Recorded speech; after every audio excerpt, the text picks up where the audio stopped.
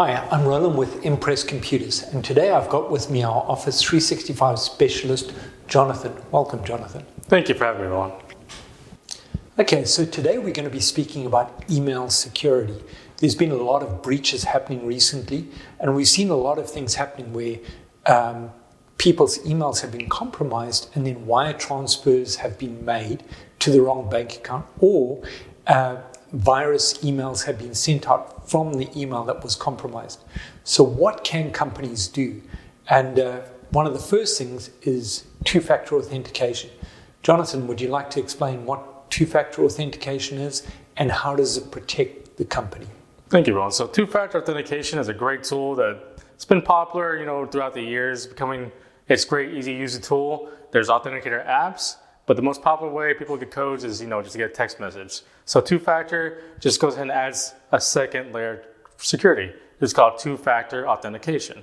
So what you do is you go with us and we can actually set up for you, make it really easy on you. Give us your cell phone number. We go ahead and set that up on the back end for your email. So you don't have to worry about anything. You don't even have to set up anything. Just give us your cell phone number. We'll put it in place, enable it, make sure it's working, verify it's working. So that way if people do try to get into your emails, they're going to be met with that brick wall of, hey, text your cell phone number. And obviously, if you start getting random texts throughout the day and you're not trying to log in, hey, someone's got my email password, but they can't get into my email account because you are protected by two-factor authentication. Now, how much of an interference is that from the end user's point of view? How often do they have to put in that two-factor authentication code? So far seen, since we've been implementing it recently a lot for clients to go ahead and enable extra security, there's only about one instance where they get interrupted, and that's when we put it on, because you're going to have your emails on your cell phones, laptops, computers, usually nowadays where people have it on. So we usually see the interruption on their computers, where all they have to do is it's going to go ahead and prompt them to enter the email password again once, enter it, and then it's going to be met with another page that says, hey, here's your cell phone number. We're going to be texting you a code. You click text me, text you the code, input your code that they just received, and then you'll be good to go. No more problems. Your emails will be updated on your computer. Emails will be updated on your cell phone, your laptop, and you will never have to enter that code again. So pretty seamless, not much of an interruption, and it just prevents the bad guys from getting in. Definitely. It's one of the best tools out there. That's why it's recommended on everything you see nowadays. People, hey, two-factor, two-factor, two-factor. Just go ahead and set it up. We'll make it easy for you, and then you'll be good to go. Now, in addition to having the two-factor authentication, it's a good idea to have some form of email security. And at Impress Computers, we've implemented a program called Graphus. So would you like to explain how the Graphus works and what kind of protection it's going to give the customer? Definitely. So I've been working with emails for a couple of years now. So you see different kinds of securities people want to put in place. It's mainly what you hear is you call it a mail filter. Graphus is one of the better mail filters I've seen because it's a seamless integration.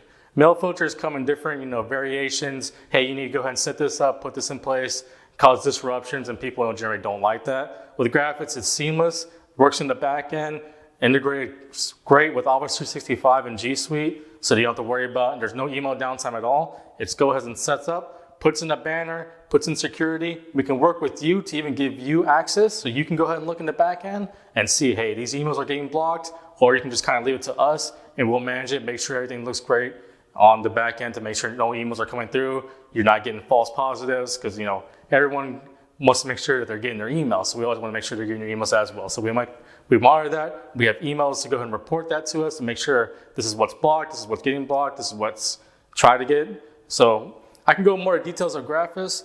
What do you think the customers would like to hear more?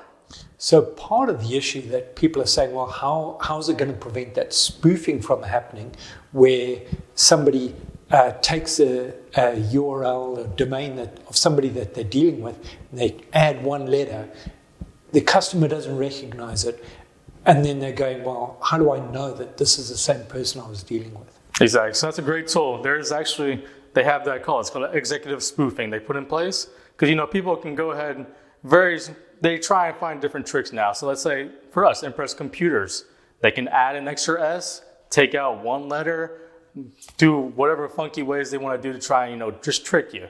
So what we do is we go ahead and ask you people like, hey, who are your CEOs, who your marketing, who your team leads. We can go ahead and input their names so that way their names aren't matched and spoofed.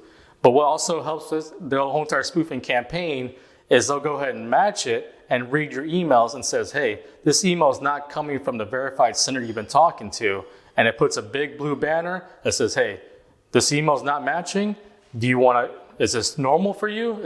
You want to verify it? Because we have different little banners. The banner says, and we have report safe, report bad. So that way you can report it safe. So that's okay, yes, you have been talking with them, or no, report bad. It's going to go ahead and quarantine the email from you. And within two other people quarantine the email, that sender gets blocked completely. They will not be able to email you anymore. So also if a bad guy now is being the man in the middle and he jumps in between a conversation, that would stop that from happening. Definitely. It's going to go ahead and stop that immediately because it's going to say, hey, this domain doesn't match. The domain is what appears after your @ in your email. So for us, it's @Empress Computers. If someone says, hey, it's @Emper with no S, like maybe one S, empresscomputers.com, it's going to go ahead and just kick that off completely, block it, quarantine it. If you want to, we go ahead and we don't delete the emails completely because we always want to make sure that you're kind of aware of what could be happening as well. You're going to start seeing emails appear in your junk email, and we want you to periodically check that to make sure that, hey, you see these and you're aware of the problems that you could be facing. Okay, great. Now, what about if there's malware or ransomware or something embedded in an attachment or a link? How is it going to prevent that from coming through and protect the customer? So definitely, that's more secure. They're very strict about the Impress or your malware and security and everything coming into your emails. So what it does is that quarantines it immediately, blocks the email from coming to you. It won't even appear in your junk that we try, let you see, because it's going to have malicious code in it. Because malicious code can be very sneaky how it gets into your email. It could be a simple link, could be a picture. It's just different. They found hackers are very smart. And they go ahead and want to get into your emails, want to get to your passwords, want to get to all your access into your data.